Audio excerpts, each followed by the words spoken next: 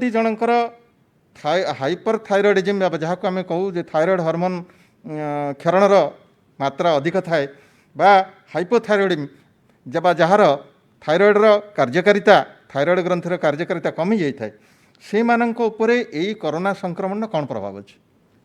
Corona रे संक्रमण हेले साधारणतः तांकर थायरॉइड फंक्शन टिके कमी जाए थाए जो कि यूथायरॉइड 6 सिंड्रोम कहती जोटा कि एते प्रोब्लेम हेबनी पेसेंट मानक पई कि सेमानकु चिकित्सा करा जाए।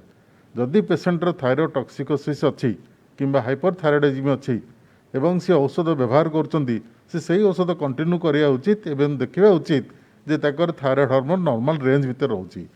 सही परी हाइपोथायरॉइड माने सेमान मध्ये देखिबा उचित जे तांकर थायरॉइड हार्मोन ठीक रेंज भीतर रोचे ना ना ना अधिका किसी तमें विशेष किसी गुरुत्व देवा उचित नुहे से देखा उचित दुईटा रोग नियंत्रण में अच्छी एवं से जदि कोविड आसला अन्य कोविड ड्रग जहाँ दिज्व सरकार तरफ ता से नहीं पारे किसी असुविधा ना। सर ये गोटे जड़े दर्शक आमको पचारि जे कोविड चिकित्सा समय डायबिटीज रे रोगी रक्त शर्करा अत्यधिक बढ़ीजार कारण कौन आउ से तार निराकरण कौन उपाय अवलंबन करेंगे? जेहेतु कोविड इन्फेक्शन है से गोटे स्ट्रेसफुल सिचुएसन से शर्करा सामान्य बढ़ी पारे जोटा कि से डाक्तर को पचारि कि जो डाक्तर नोडाल अफिसर चिकित्सा कर औषध मॉडिफाई करें एवं ट्रिटमेंट बेले जदि जो मानकर कोविड जो प्रोब्लेम होची जदि से स्टेरॉइड थेरापी दि जाए ताले सुगर बढ़ी जबार बहुत संभावना अच्छी। तेणु से क्षेत्र में से बटिका हरिका बंद कर दे इंसुलिन इंजेक्शन दि जाए एवं से इंसुलिन इंजेक्शन नहीं जावा उचित जोटा कि सुगर कंट्रोल करने आमको सहायक हम। बहुत बहुत धन्यवाद सर। बहुत प्रांजल भाव में आप आज डायबिटीज संपर्कित अनेक गुड़े प्रश्नर बा सन्देहर मोचन कले। दर्शक माने से निश्चित भाव में लाभान्वित होते मोर विश्वास। आउ मूल कथा है जे जदि मूल रोग डायबिटीज बा अन्य कौन एंडोक्राइन डिजीज आम पाखे अच्छी ताहले से समय तार चिकित्सा ठीक भाव जारी रखिले आम प्रति विपदर मात्रा कमिजिव। वर्तमान आमे आसिबा आमर आउ जड़े महान विशेषज्ञ पाखक सी होचंती ओडिशार सुनामधन्य लब्ध प्रतिष्ठित हृदरोग विशेषज्ञ डॉक्टर महेंद्र कुमार त्रिपाठी जी कि वर्तमान केआर हॉस्पिटल ले कार्यरत अच्छा कंसल्टेंट कार्डियोलॉजिस्ट हिसाब से मुझे स्वागत करुच्ची। आम आज बुझा जे कोविड रे आक्रांत होता व्यक्ति आउर जदि से उच्च रक्तचाप बा हृदरोग ये किसी प्रोब्लेम्स थाए बा समस्या थाए तार निराकरण पे कौन कौन सतर्कता अवलंबन करेंगे? सर आपण को प्रथम प्रश्न जे जड़े हृदरोगी और उच्च रक्तचाप रोगी कोविड आक्रांत होवार भय साधारण लोक अधिक ना समान? कोविड आक्रांत पेसेंट माने जो मन कार्डियोवास्कुलर डिजीज अच्छी से देह कार्डियोवास्कुलर डिजीज प्रभावटा अधिक होता है कहीं कोविड रे प्रो इन्फ्लामेटरी स्टेट एवं आधे कोआगुलेशन कैस्केड कोआगुलेशन सिस्टमटा एक्सिलरेट होता है। तेणु coronary thrombosis deep vein thrombosis pulmonary embolism हबार चांस अधिक अच्छी।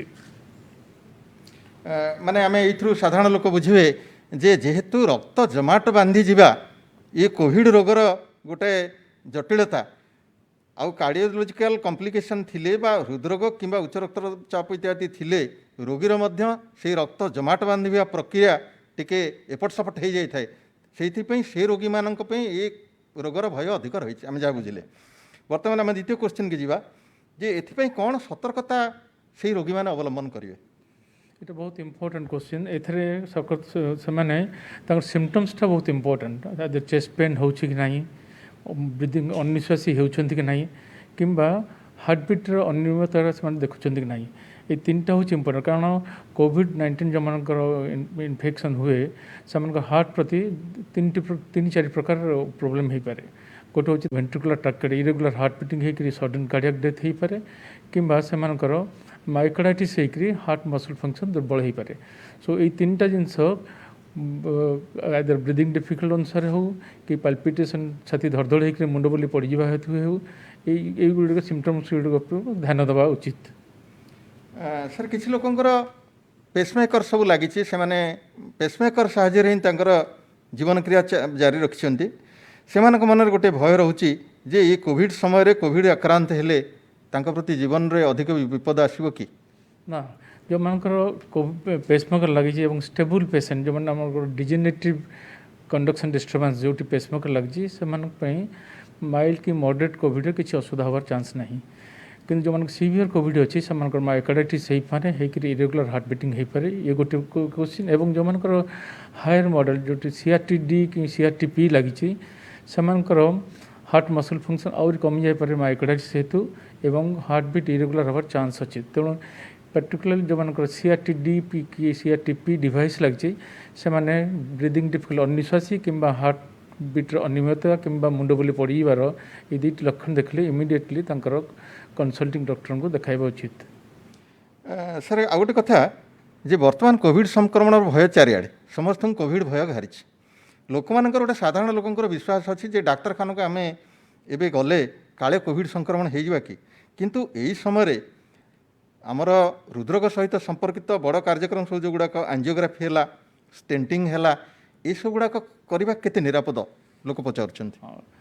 ଯେଉଁଗୁଡ଼ାକ routine procedures coronary angiogram and angioplasty ଏଇଗୁଡ଼ିକ ମୋ ହିସାବରେ ପୋଷ୍ଟପୋନ୍ କରିଦେବା ଉଚିତ।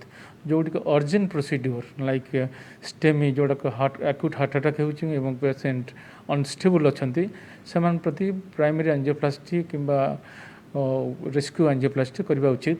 କିନ୍ତୁ ଏଥିପ୍ରତି ଆମର ସାବଧାନତା ଅବଲମ୍ବନ କରିବା ଉଚିତ। ଲାଇକ୍ PPE କିଟ୍ ୟୁଜ୍ ହେବ ଏବଂ ଯେଉଁ ଜାଗାରେ ପ୍ରୋସିଡ଼ିଓର୍ ହେବ ସବୁ ଷ୍ଟାଫ୍ PPE କିଟ୍ ବ୍ୟବହାର କରିବେ ଏବଂ ଯେଉଁ ନର୍ମ ଅଛି ସେ ନର୍ମଟାକୁ ଫଲୋ କରିବେ ଏବଂ ସେ ପେସେଣ୍ଟ ସ୍ଥାନାନ୍ତରିତ ହେଲା ପରେ ଗୋଟେ ଆଇସୋଲେଟେଡ୍ କୋଭିଡ଼ ୱାର୍ଡ କିମ୍ବା ICUରେ ରଖିବାଟା ଉଚିତ। ସାର୍ ଆମେ ଆଗରୁ ଆଲୋଚନା କରିସାରିଛୁ ଆମର ବିଗତ ଦିନମାନଙ୍କରେ ଯେ ଯଦି ମଲ୍ଟିପୁଲ୍ କୋମର୍ବିଡ୍ କଣ୍ଡିସନ୍ସ ଥାଏ ବା ଜଣେ ଲୋକର ଡାଇବେଟିସ୍, ହୃଦରୋଗ ଇତ୍ୟାଦି ଇତ୍ୟାଦି ନିୟନ୍ତ୍ରଣ ବାହାରେ ଥାଏ ସେମାନେ ହୋମ୍ ଆଇସୋଲେସନ୍ରେ ରହିବା ଉଚିତ ନୁହେଁ, ଇନଷ୍ଟିଚ୍ୟୁସନାଲ୍ ଆଇସୋଲେସନ୍ ବା ଆନୁଷ୍ଠାନିକ ପୃଥକବାସରେ ରହିବା ଆବଶ୍ୟକ। ଲୋକ ପଚାରିଛନ୍ତି ଯେ କ'ଣ ସାର୍ ସବୁ ହୃଦରୋଗୀ ଇନଷ୍ଟିଚ୍ୟୁସନାଲ୍ ଆଇସୋଲେସନ୍ରେ ରହିବା ଦରକାର, କେହି ତା ଭିତରେ ରହିପାରିବେନି ହୋମ୍ ଆଇସୋଲେସନ୍ରେ? ମୋ ମତରେ ଯେଉଁମାନଙ୍କର stable heart disease for example blood pressure well control number 1, number 2 ଯାହାର PTCA କିମ୍ବା ବାଇପାସ୍ ସର୍ଜରୀ ହେଇଛି ସେମାନେ ଷ୍ଟେବୁଲ୍ ଅଛନ୍ତି, ବର୍ଷେ 2 ବର୍ଷ ହେଇଗଲାଣି, ସେମାନେ ରୁଟିନ୍ ଚେକଅପ୍ କରୁଛନ୍ତି, ତାଙ୍କର କିଛି ଅସୁବିଧା ନାହିଁ, ସେମାନେ ଡେଫିନେଟଲି ଘରେ ରହିକରି ସେମାନଙ୍କର ଚିକିତ୍ସା କରିପାରିବେ। ବହୁତ ଖୁସିର କଥା ସାର୍, ଯାହା ହଉ ଆପଣ ସନ୍ଦେହ ମୋଚନ କଲେ ଲୋକମାନଙ୍କର। ବଡ଼ କଥା ଗୋଟେ ଯେ ସବୁ ହୃଦରୋଗୀ ମଧ୍ୟ ଅତ୍ୟଧିକ ଭୟଭୀତ ହୋଇଯିବା ଉଚିତ ନୁହେଁ। ଆପଣଙ୍କୁ ବହୁତ ବହୁତ ଧନ୍ୟବାଦ ସାର୍। ମୁଁ ବର୍ତ୍ତମାନ ଆମର ତୃତୀୟ ବକ୍ତାଙ୍କ ପାଖକୁ ଯିବା ପୂର୍ବରୁ ଗୋଟିଏ କଥା ସୂଚାଇ ଦେବା ପାଇଁ ଚାହୁଁଛି ଯେ ଆମେ ଯାହା ବହୁତ ବଡ଼ ବଡ଼ ରୋଗ କଥା ଚିନ୍ତା କରିଛେ, ମନ ଭିତରେ କୋଭିଡ଼ ସମୟରେ ଆମର ଅନେକ ଅହେତୁକ ଭୟ ଜାତ ହେଇଛି। ସେ ସବୁଯାକ ଭୟ ଯଥାର୍ଥ ନୁହେଁ। ଆମର ରୋଗ ଥିଲେ ମଧ୍ୟ ଆପଣମାନେ ବହୁତ ବଡ଼ ବଡ଼ ବିଶେଷଜ୍ଞଙ୍କ ଠାରୁ ତାଙ୍କ ମୁହଁରୁ ଶୁଣିଲେ ଯେ ଯଦି ଯଥେଷ୍ଟ ସତର୍କତା ଆମେ ଅବଲମ୍ବନ କରିଛେ ବା ସେ ସମସ୍ତ ରୋଗ ଗୁଡ଼ିକ ଆମ ନିୟନ୍ତ୍ରଣରେ ଅଛି ଚିକିତ୍ସା କରିକିରି, ତାହେଲେ ଆମେ ବ୍ୟତିବ୍ୟସ୍ତ ହୋଇପଡ଼ିବାର କିଛି ଆବଶ୍ୟକତା ନାହିଁ। ଆମକୁ ମାର୍ଗଦର୍ଶନ କରିବା ପାଇଁ ବିଭିନ୍ନ ଗାଇଡ଼ଲାଇନ୍ସ ଜାରି ହୋଇସାରିଛି, ଆମର ବିଶେଷଜ୍ଞମାନେ ଅଛନ୍ତି। ଆମେ ନିଶ୍ଚିତ ଭାବରେ ଏ ପ୍ରତିକୂଳ ପରିସ୍ଥିତିରେ ସେସବୁର ସାମ୍ନା କରିପାରିବା। ବର୍ତ୍ତମାନ ଆମେ ଯିବା ଆମର ତୃତୀୟ ବିଶେଷଜ୍ଞଙ୍କ ପାଖକୁ। ତାଙ୍କ ସହିତ ଆପଣମାନେ ପୂର୍ବରୁ ପରିଚିତ, ସେ ହେଉଛନ୍ତି ପ୍ରଫେସର ଜୟନ୍ତ ପଣ୍ଡା, ଯିଏକି ଆପଣଙ୍କୁ ଅନେକ ବିଷୟରେ ପୂର୍ବରୁ ଅନେକ ସ୍ଥାନରେ ଅନେକ ପ୍ରସଙ୍ଗରେ ଆପଣଙ୍କ ସହିତ ଯୋଡ଼ି ହୋଇଛନ୍ତି, ଆପଣଙ୍କର ସନ୍ଦେହ ମୋଚନ କରିଛନ୍ତି। ଆଜି ଯେହେତୁ ଅନ୍ତିମ ଦିବସ, ମୁଁ ତାଙ୍କୁ ଆମନ୍ତ୍ରଣ କରିଛି ଆପଣମାନଙ୍କ ସହିତ ପୁଣି ଥରେ ମିଶିକରି ତାଙ୍କର ଆମର ଯେଉଁ 7 ଦିନ କାଳ ଆମେ ଯାହା ଆଲୋଚନା କରିଛେ ତାହାର ଯେଉଁ ସାରାଂଶ ସେ ଆପଣମାନଙ୍କୁ କହିବେ। ତା ପୂର୍ବରୁ ମୁଁ ଯୋଡ଼ିଏ ପ୍ରଶ୍ନ କେବଳ ସାର୍ଙ୍କୁ ପଚାରିବି। ଗୋଟିଏ ହେଉଛି ସାର୍ ଯେ ଯେଉଁମାନେ କ୍ରନିକ୍ କିଡ଼ନୀ ଡିଜିଜ୍ରେ ଆକ୍ରାନ୍ତ ବ୍ୟକ୍ତି ଅଛନ୍ତି ଏ କୋଭିଡ଼ ସମୟରେ, ସେମାନଙ୍କର ଡାୟାଲିସିସ୍ରେ ଥିବା ଗୋଟିଏ ରୋଗୀ କୋଭିଡ଼ ସଂକ୍ରମଣର ଭୟ ଯୋଗୁଁ ଡାୟାଲିସିସ୍ କରିବାକୁ ଡରୁଛି, ସେ କ'ଣ କରିବ? ତା ପାଇଁ ଆପଣଙ୍କର କ'ଣ ଉପଦେଶ? ନମସ୍କାର। ଏହା ବହୁତ ଲୋକଙ୍କର ସନ୍ଦେହ ଯେ ଡାୟାଲିସିସ୍ ନିୟମିତ ଭାବରେ ନେଉଥିବା ରୋଗୀଟି କ'ଣ କରିବ। ପ୍ରଥମେ ଏହା ନେଇ କିଛି କନଫ୍ୟୁଜନ୍ ଦେଖା ଦେଇଥିଲା, କିନ୍ତୁ ବର୍ତ୍ତମାନ କୋଭିଡ଼ ପଜିଟିଭ୍ ପେସେଣ୍ଟମାନଙ୍କ ପାଇଁ ଡାୟାଲିସିସ୍ ମେସିନ୍ ଇୟରମାର୍କଡ୍ ହୋଇଯାଇଛି। ତ ଆମର ଯେଉଁ SCB ମେଡ଼ିକାଲ କଲେଜ ହେଉ କିମ୍ବା ଯେକୌଣସି କୋଭିଡ଼ ହସ୍ପିଟାଲ, ଆମର ସମ୍ ହେଉ, କିମ୍ସ ହେଉ, ଅଶ୍ୱିନୀ ହେଉ, ପ୍ରତ୍ୟେକଟି ସେଣ୍ଟରରେ ଡାୟାଲିସିସ୍ ପେସେଣ୍ଟ ଡାୟାଲିସିସ୍ नहीं पारुछंती केवल प्रथमे डायलिसिस पई आस्थिबा व्यक्तिटर कोविड टेस्ट करा जाउची यदि ताहा नेगेटिव आसिला बा कोनोसी कोविड संदेह नहीं से नॉर्मल सेटअप रे नहीं पारिबे और जो माने पॉजिटिव पेशेंट से कोविड सेटअप रे नहीं पारिबे। सर आउ गोटे प्रश्न अच्छी जे पेसेंटे गोटे जे कि सीकेडी पेसेंट बा क्रॉनिक किडनी डिजीजर पेसेंट तापे अनेक औषध खाइबापी सब बारण थाए जमती कि घोड़ा बिंधा औषध साधारण औषध खाइबा यू करवा एगुड़ाक तापी बारण थाए। बर्तमान आम कोविड चिकित्सा जो औषध व्यवहार करुचु से सब औषध तापी बारण करा जाइछि कि ना से नहीं पारिबो? सबु औषधर नियंत्रण थाए जो मानकर EGFR बा एस्टिमेटेड ग्लोमेरुलर फिल्ट्रेशन रेट कम थाए से मानकु सीकेडी स्टेजिंग करा जाय थाए जेमति 1 2 3 4 5 और स्टेज अनुसार डोज कमा जाय थाए बा बंद करा जाय थाए। अनेक औषध थाए जहाँकि एई रोगी मानकु दिया जाय पारे नहीं तेणु रोगींकर से किडनी रो फंक्शनल स्टाटस नहीं आम डिसाइड करथाउ को औषध दिया हबो केते डोज रे दिया हबो और तार कैलकुलेशन हमरो कोविड हॉस्पिटल रे करा जाय थाए। सेथि पई ए एडवांस रोगी कोविड हॉस्पिटल रे एडमिट हुंती और तांको डोज कैलकुलेशन करा जाय। बर्तमान मुझे सर आपन को अनुरोध करी आम विगत दिन मानक जहाँ जहाँ आलोचना करें अनेक दर्शक बंधु आमर थे जी कि सबुजाक कार्यक्रम आमर देखिपारि नाहंती ता भितर आम किसी गुरुत्वपूर्ण तथ्य तांको प्रदान करछु जहाँ से माने आहरण करिवारे असमर्थ होइचंती। मु आपन को अनुरोध करी आमर सरकारंकर वैषयिक परामर्शदाता बाबद आपण से 7 दिन कार्यक्रम जहाँ जहाँ सारांश आम आलोचना करें सेगुड़िक टिके संक्षेप जनसाधारण को बुझे देवे सर। ता पूर्व मु आजिर किछि प्रश्न नहीं जाउची जहाँकि आपण मानक पई अति गुरुत्व थिला।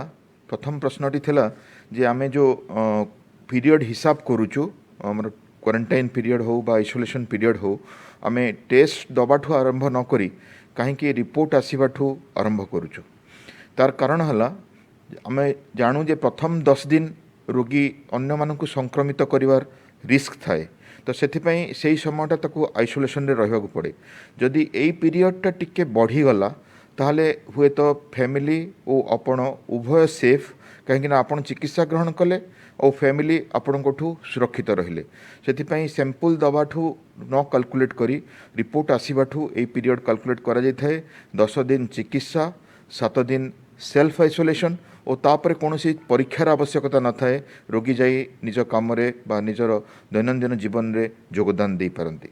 द्वितीय गुरुत्वपूर्ण प्रश्न थिला हाइड्रोक्सीक्लोरोक्विन विषय रे तार होम आइसोलेशन रे व्यवहार को नहीं आमे होम आइसोलेशन रे हाइड्रोक्सीक्लोरोक्विन देई न थाउ कहीं किछिटा परीक्षा निरीक्षार आवश्यकता थाए जेमति कि गोटे ECG करी क्यूटी इंटरवल देखिबा बा आखि परीक्षा करी रेटिना देखिबा तेणु जो मानकु आवश्यक हुए से परीक्षा पर दिया जाय थाए और सबु रोगी को होम आइसोलेशन किट रे एही औषध दिया जाए नहीं।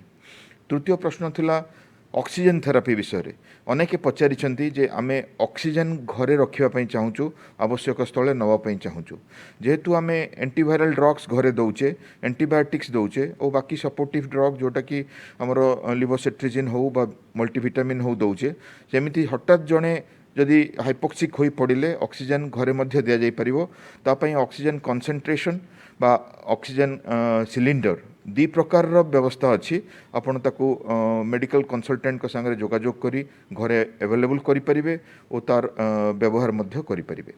तो यही प्रश्न गुड़ाक उत्तर देला परे मु आपन को गोटे समरी दउची जहाँ आमे होम आइसोलेशन वीक रे कले गत 1 सप्ताह धरी आपण अनेक वरिष्ठ विशेषज्ञ मानकु सुनिले जो मानकु ओडिशा रे सब अनेक लोक जानती और से मानक पाखरे चिकित्सित होंती और सेथिरे आमर होम आइसोलेशन रिलेटेड जहाँ समरी आसिला मु कहिबी जे एही महामारी समय रे जदि आमे निजर दुर्भाग्यवशतः एही कोविड-19 रे आक्रांत हेले जदि आमको घरे रही चिकित्सा हबार सुजोग मिलिला बा आमे सेथिरे समर्थ हेले पारे किंतु को माने एही सुजोग पाई परिबे आपण जानती रोग सामान्य होई पारे मध्यम होई पारे बा गुरुतर होई पारे। रोग जदि सामान्य अछि आपण निश्चित भाव में घरे रही पारे आपण जदि किसी लक्षण नहीं आपण निश्चित भाव में घरे रही पारे जहाँ को आम होम आइसोलेशन कहूँ होम आइसोलेशन किट दि जाऊँगी तांकर डेस्क्रिप्शन दि जाऊँगी औषध दि जाऊँगी फोन नंबर दि जाऊँगी जदि अकस्मात कौन सामान्य रोगी मध्यम आड़ को गति करती जमीक धई सई हमें କାଶ ହୁଏ, ଜ୍ୱର ବଢ଼େ ବା ତାଙ୍କର ମୁଣ୍ଡରେ ବା ପେଟରେ ବଥା ହୁଏ, ପତଳା ଝାଡ଼ା ହୁଏ, ସେ 104ରେ ବା ମ୍ୟୁନିସିପାଲିଟିକୁ କଣ୍ଟାକ୍ଟ କରି ନିଜେ ଟ୍ରାନ୍ସଫର୍ ହୋଇପାରିବେ ଯେକୌଣସି କୋଭିଡ଼ ହସ୍ପିଟାଲରେ ଫର୍ଦର ମ୍ୟାନେଜମେଣ୍ଟ ପାଇଁ। ତାପରେ ରହିଲା ଗୁରୁତର ଅବସ୍ଥା, ଯାହା କୋଭିଡ଼ ହସ୍ପିଟାଲରେ ହିଁ ସେମାନେ ଚିକିତ୍ସିତ ହେବେ ଓ ମଧ୍ୟମରୁ ଯେଉଁମାନେ ଗୁରୁତରକୁ ଯାଉଛନ୍ତି ସେଠି କୋଭିଡ଼ ହସ୍ପିଟାଲରେ ତାଙ୍କର ଯତ୍ନ ନିଆଯାଉଛି। ତୃତୀୟ ଜିନିଷ ହେଲା ଏଇ ଯେଉଁ କୋମର୍ବିଡ଼ିଟିସ୍ ରହୁଛି, ଯେମିତି ଆଜି ଆପଣ ଶୁଣୁଥିଲେ ହୃଦରୋଗୀମାନଙ୍କ ବିଷୟରେ, ଡାଇବେଟିସ୍ ରୋଗୀମାନଙ୍କ ବିଷୟରେ, ସେମିତି ଉଚ୍ଚ ରକ୍ତଚାପ ରୋଗୀ, କିଡ଼ନୀ ରୋଗୀ, ଯେଉଁମାନଙ୍କର ଶ୍ୱାସ ଅଛି, ଯେଉଁମାନେ କ୍ୟାନ୍ସର ରୋଗୀ, ଯଦି ସେଇ ରୋଗ ସବୁ ବି ନିୟନ୍ତ୍ରଣରେ ଅଛି ବା ରୋଗୀର ସାଧାରଣ ଅବସ୍ଥା ଅଛି, ସେମାନେ ମଧ୍ୟ ହୋମ୍ ଆଇସୋଲେସନରେ ରହିପାରିବେ। କାହିଁକିନା ସେମାନେ ଅନେକ ଔଷଧ ବ୍ୟବହାର କରୁଛନ୍ତି, କିଏ ଇନ୍ସୁଲିନ୍ ବ୍ୟବହାର କରୁଛନ୍ତି, ସେମାନେ ପ୍ରାଇମେରୀ ରୋଗର ବା କୋମର୍ବିଡ଼ର ବା ବ୍ୟାକ୍ଗ୍ରାଉଣ୍ଡ ଇଲନେସ୍ର ଔଷଧ ବ୍ୟବହାର କରୁଛନ୍ତି, ଯେଉଁ ଔଷଧର ବ୍ୟବହାର ବହୁତ ସ୍ମୁଥ୍ ହୋଇପାରିବ ଘରେ ରହିବା ଦ୍ୱାରା। ଯେଉଁମାନଙ୍କର ମାନସିକ ବିଷାଦ ରହୁଛି ସେମାନଙ୍କୁ ସ୍ପେଶିଆଲ ଆଟେନସନ୍ ଦରକାର, ସେମାନଙ୍କ ଚିକିତ୍ସା ଦରକାର, ସେମାନଙ୍କୁ ଔଷଧ ଦରକାର। କାହିଁକିନା ଅନେକ ଏବେ ଏଇ ଯେଉଁ ଲକଡାଉନ୍ ସଟ୍ଡାଉନ୍ ପିରିୟଡ଼ ଓ କୋଭିଡ଼-19ର ଚିନ୍ତାରେ ବିଷାଦଗ୍ରସ୍ତ ହୋଇଗଲେଣି। ତ ଘରେ ରହିବା ଦ୍ୱାରା ତାଙ୍କର ମାନସିକ ବିଷାଦ କମିପାରିବ ଓ ତାଙ୍କର ଚିକିତ୍ସା ମଧ୍ୟ ସୁବିଧାଜନକ ଭାବରେ ହୋଇପାରିବ। ତାପରେ ବି ଆପଣଙ୍କୁ ଯଦି କିଛି ଚିକିତ୍ସା ଦରକାର ଥାଏ ଆପଣ ଟେଲିକନସଲଟେସନ୍ କରିପାରିବେ, 104ରେ କଣ୍ଟାକ୍ଟ କରିପାରିବେ। ଛୋଟ ଛୋଟ ଅସୁବିଧା ପାଇଁ ଆପଣ ମେଡ଼ିକାଲ ଆସନ୍ତୁନି ଓ ନିଜକୁ ହାଇ ରିସ୍କକୁ ଏକ୍ସପୋଜ୍ କରନ୍ତୁନି, ତାହା ହେଲା ମୋର ସଜେସନ୍। ଛୋଟ ପିଲାମାନଙ୍କୁ ଦେଖିବା, ଯେଉଁ ଘରେ ଛୋଟ ପିଲାମାନେ ଅଛନ୍ତି ସେମାନେ ହୁଏତ ନିୟମ ମାନି ନ ପାରନ୍ତି, ମାସ୍କ ପିନ୍ଧି ନ ପାରନ୍ତି, ଏପଟ ସେପଟ ଦୌଡ଼ି ପାରନ୍ତି, ତାଙ୍କୁ ଗୋଟାଏ ବାଥରୁମ୍ କରିବା ବା ଗୋଟାଏ ଘର କରିବା ପ୍ରାକ୍ଟିକାଲି ଇମ୍ପସିବଲ୍। ସେଇ ଜାଗାରେ ଘରର ଅନ୍ୟ ଲୋକମାନେ, ଯେଉଁମାନେ କି ବୟସ୍କ ଲୋକମାନେ, ସେମାନେ ନିଜକୁ ତୟାର କରିନେବା ଦରକାର ସେ ଛୋଟ ଶିଶୁଟେ ସହ ଆଡ଼ଜଷ୍ଟ କରିବା ପାଇଁ। ଯଦି ସେ ପଜିଟିଭ୍ ହୋଇଥାନ୍ତି ବା ସେ କ୍ୱାରେଣ୍ଟିନ୍ରେ ଥାଆନ୍ତି, ତାଙ୍କର ଆବଶ୍ୟକତା ଅନୁଯାୟୀ ବଡ଼ ଲୋକମାନେ ନିଜକୁ ଆଡ଼ଜଷ୍ଟ କରିଦେବା ଦରକାର। ଦ୍ୱିତୀୟ କଥା ହେଲା ତା'ର ଯେଉଁ ଟୀକାକରଣ, ଗର୍ଭବତୀ ସ୍ତ୍ରୀଟିଏ ହେଉ ବା ଛୋଟ ପିଲାଟିଏ ହେଉ, ତାଙ୍କର ଯେଉଁ ଟୀକାକରଣ କାର୍ଯ୍ୟକ୍ରମ ଆମେ ବନ୍ଦ କରିବା କଥା ନୁହେଁ। କାହିଁକିନା କୋଭିଡ଼ ଥିଲେ ମଧ୍ୟ ଆମେ ଠିକ୍ ସମୟରେ ନେଇ ତାଙ୍କୁ ଟୀକା ଦେବା ଦରକାର।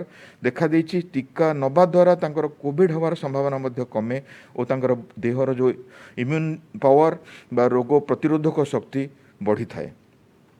ଜଣେ ଗର୍ଭବତୀ ସ୍ତ୍ରୀ ଲୋକ ଯଦି ଡେଲିଭରି କରିବା ପାଇଁ ଚାହାନ୍ତି ବା ନିଜର ଯେଉଁ ଚାଇଲ୍ଡ ବାର୍ଥ ପାଇଁ ଚାହାନ୍ତି, ତା'ର କୋଭିଡ଼ ସେଟଅପ୍ରେ ମଧ୍ୟ ହୋଇପାରିବ। Covid positive pregnant lady covid ସେଟଅପ୍ରେ ଡେଲିଭର କରିପାରିବେ। ଏସ୍ସିବି ମେଡ଼ିକାଲ କଲେଜରେ ବି ତା'ର ସୁବିଧା ଅଛି ଓ ପ୍ରତ୍ୟେକଟି କୋଭିଡ଼ ହସ୍ପିଟାଲରେ ବି ତା'ର ସୁବିଧା ଅଛି ଓ ସେ ନିଜେ କେୟାରଫୁଲି ଡେଲିଭରି କଲେ ଛୁଆ ବି ଠିକ୍ ରହିବ, କୋଭିଡ଼ ନେଗେଟିଭ୍ ରହିବ ଓ ସେ ସ୍ତନ୍ୟପାନ ମଧ୍ୟ କରିପାରିବେ, ନିଜେ ମାସ୍କ ପିନ୍ଧି ସ୍ତନ୍ୟପାନ କରାଇପାରିବେ ଓ ଶିଶୁର ଯତ୍ନ ନେଇପାରିବେ।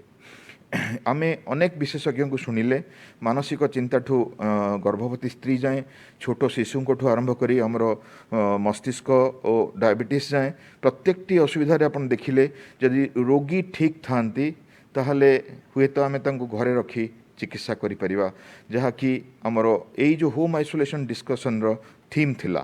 ତେଣୁ ଗୋଟେ କଥା ମୁଁ କହିବି ହୋମ୍ ଆଇସୋଲେସନ୍ ବିଷୟରେ, ଯେଉଁ ଜିନିଷଟା ଇଂରାଜୀରେ ଆମେ ସ୍କୁଲରେ ପଢ଼ିଥିଲେ, home sweet home, there is no place like home. ଘର ଭଳି କେଉଁଠି ଜାଗା ନାହିଁ ଆଉ ସମସ୍ତେ ନିଜ ଘରକୁ ବହୁତ ଭଲ ପାଇଥାନ୍ତି। ଯଦି ଆପଣ ନିଜ ଘରେ ରହି ଏହି ପ୍ରକାର ଦୁରାରୋଗ୍ୟ ଚିକିତ୍ସାର ସୁବିଧା ପାଇଲେ ତ ତାଠୁ ଆଉ ଖୁସିର କଥା କ'ଣ ହେଇପାରେ। ତେଣୁ ଯଦି ଆପଣଙ୍କର ବେଶୀ ଅସୁବିଧା ନାହିଁ, ଅକ୍ସିଜେନ୍ ସାଚୁରେସନ୍ ଯଥେଷ୍ଟ ଅଛି, ଜ୍ୱର ନାହିଁ, ମୁଣ୍ଡ ବିନ୍ଧା ନାହିଁ, ଆପଣ ସାଧାରଣ ବଟିକା ଦ୍ୱାରା ମ୍ୟାନେଜ୍ କରିପାରୁଛନ୍ତି, ତାହେଲେ ହୋମ୍ ଆଇସୋଲେସନ୍ ଡେଫିନେଟଲି ପ୍ରିଫର୍ଡ। ଆଉ ଯେତେବେଳେ ବି ଆପଣ ଭାବୁଛନ୍ତି ଆପଣଙ୍କୁ ଇନଷ୍ଟିଟ୍ୟୁସନାଲ ଆଡ଼ମିସନ୍ ଦରକାର ବା ଯିବା ଦରକାର ଅକ୍ସିଜେନ୍ ପାଇଁ କି ବା ଫର୍ଦର ଟ୍ରିଟମେଣ୍ଟ ଯେଉଁଟାକି ଆମର ଇଞ୍ଜେକ୍ଟେବଲ୍ ଆଣ୍ଟିଭାଇରାଲ୍ ବା ଷ୍ଟେରଏଡ଼୍ ପାଇଁ ଗୋଟେ କୋଭିଡ଼ ହସ୍ପିଟାଲକୁ, ଆପଣଙ୍କ ପାଖରେ 104 ଅଛି, ଆପଣଙ୍କ ପାଖରେ ଫୋନ୍ ନମ୍ବର ଅଛି, ଇମିଡ଼ିଏଟଲି କଣ୍ଟାକ୍ଟ କରିକି ଆପଣ ଟ୍ରାନ୍ସଫର୍ ହୋଇପାରିବେ। ଆଉ ଗୋଟେ କଥା ଦେଖାଯାଉଛି, ବର୍ତ୍ତମାନ କୋଭିଡ଼ ଭୟରେ ଗାଁରେ ସହରରେ ଅନେକ ଲୋକ ବିଭିନ୍ନ ଔଷଧ ଯେମିତିକି ଏଜିଥ୍ରୋମାଇସିନ୍, ପାରାସିଟାମଲ୍, ଲିଭୋସେଟ୍ରିଜିନ୍, ଫେଭିପିରାଭିର ଏସବୁ ବଟିକା କିଣି ଖାଇବାରେ ଲାଗିଛନ୍ତି ଡାକ୍ତରଙ୍କର ବିନା ସୁପରଭିଜନରେ। ତାହା ବିପଜ୍ଜନକ ହୋଇପାରେ। ଏହିସବୁ ଔଷଧର ପାର୍ଶ୍ୱ ପ୍ରତିକ୍ରିୟା ମଧ୍ୟ ଅଛି। ଏହା ଲାଭ ଅପେକ୍ଷା ଆମକୁ ବେଶୀ କ୍ଷତିରେ ମଧ୍ୟ ପହଞ୍ଚାଇ ପାରେ।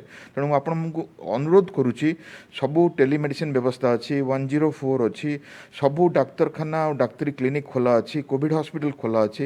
ଆପଣ ଯୋଗାଯୋଗ କରି ପରୀକ୍ଷା କରି ନିଅନ୍ତୁ। ଯଦି ଲକ୍ଷଣ ବାହାରିଲା ପରୀକ୍ଷା କରି ନିଅନ୍ତୁ, ଯଦି କଣ୍ଟାକ୍ଟରେ ଆସିଲା ପରୀକ୍ଷା କରି ନିଅନ୍ତୁ, ବା ଯଦି ବି କିଛି ସନ୍ଦେହ ହେଉଛି ନିଜକୁ କ୍ୱାରେଣ୍ଟିନ୍ରେ ରଖି ଫୋନ୍ରେ ଯୋଗାଯୋଗ କରନ୍ତୁ। ନିଜେ ନିଜ ଇଚ୍ଛାରେ ବା ସେଲ୍ଫ ମେଡ଼ିକେସନ୍ କରନ୍ତୁ ନାହିଁ ବା ଏହିସବୁ ଔଷଧ ଖାଆନ୍ତୁ ନାହିଁ।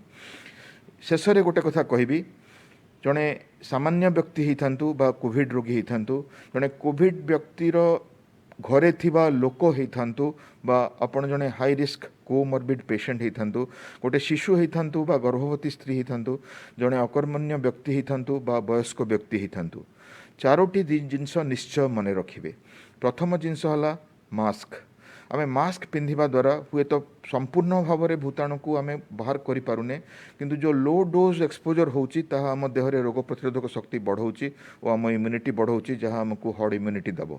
ଦ୍ୱିତୀୟ କଥା ହେଲା, କେବଳ ମାସ୍କ ଦ୍ୱାରା ଏହା ଦେଖାଦେଇଛି ଯେ 50%ରୁ ଉପରେ ଇନଫେକ୍ସନ୍ କମିବ ଓ ମୃତ୍ୟୁହାର ମଧ୍ୟ କମିବ। ତ ମାସ୍କକୁ ଜମା ଭୁଲନ୍ତୁନି। କୋରୋନା ସହ ଆମେ ବଞ୍ଚିବାକୁ ଯାଉଛେ, କୋରୋନା ଆମକୁ ସମ୍ପୂର୍ଣ୍ଣ ଭାବରେ ଛାଡ଼ିଯିବ ନାହିଁ। ତେଣୁ ମାସ୍କକୁ ସବୁବେଳେ ଗୋଟେ ବଡ଼ିର ପାର୍ଟ କରିଦିଅନ୍ତୁ, ଯାହାକି ଆପଣଙ୍କୁ ଅନେକାଂଶରେ ରକ୍ଷା କରିବ ଓ ନିଜର ସମ୍ପର୍କୀୟ ପରିବାରବର୍ଗ ବନ୍ଧୁ ସମସ୍ତଙ୍କୁ କୁହନ୍ତୁ ମାସ୍କ ବ୍ୟବହାର କରିବେ। ହାତ ବାରମ୍ବାର ଧୁଅନ୍ତୁ, ହାତ ଦ୍ୱାରା ଅନେକାଂଶରେ ଭୂତାଣୁ ବ୍ୟାପିଥାଏ।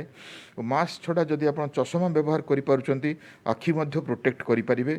ତା ଛଡ଼ା ଯେଉଁ ସାମାଜିକ ଦୂରତା ନିହାତି ପକ୍ଷେ 2 ମିଟର, ଯଦି ବେଶୀ ହେଇପାରିଲା ନିଶ୍ଚିତ ଭାବରେ ଭଲ, କାହିଁକି ନା ଦୂରରେ ରହିଲେ ଭୂତାଣୁର ଯେଉଁ ଡ୍ରପଲେଟ୍ ଆପଣଙ୍କୁ ଟଚ୍ କରିବାର ଆଶଙ୍କା ନଥାଏ। ଶେଷରେ ରହିଲା ଡିସ୍ଇନଫେକ୍ସନ୍। ଆପଣଙ୍କର ଘର ହେଉ, ଆପଣଙ୍କର ଟେବୁଲ୍ ହେଉ, ଆପଣଙ୍କ ମୋବାଇଲ୍ ହେଉ, ଆପଣଙ୍କ ଡାଏରୀ ହେଉ, ଆପଣଙ୍କର ପ୍ରତିଟି ପର୍ସନାଲ୍ ଜିନିଷ ଆଉ ଆପଣଙ୍କର ପରିବେଶ ପ୍ରତ୍ୟେକ ଦିନ ବାରମ୍ବାର ଡିସ୍ଇନଫେକ୍ଟ ହେବା ଦରକାର ଯଦି ଆପଣ ବାହାରକୁ ଯାଉଛନ୍ତି ଓ କାମ କରୁଛନ୍ତି। ଏଇ ଯେଉଁ 4ଟି ଜିନିଷ mask, social distancing, hand wash आउ डिसइनफेक्शन, ताकू आमे वर्तमान नहीं आसंता वर्षे काल भूली पारिबानी।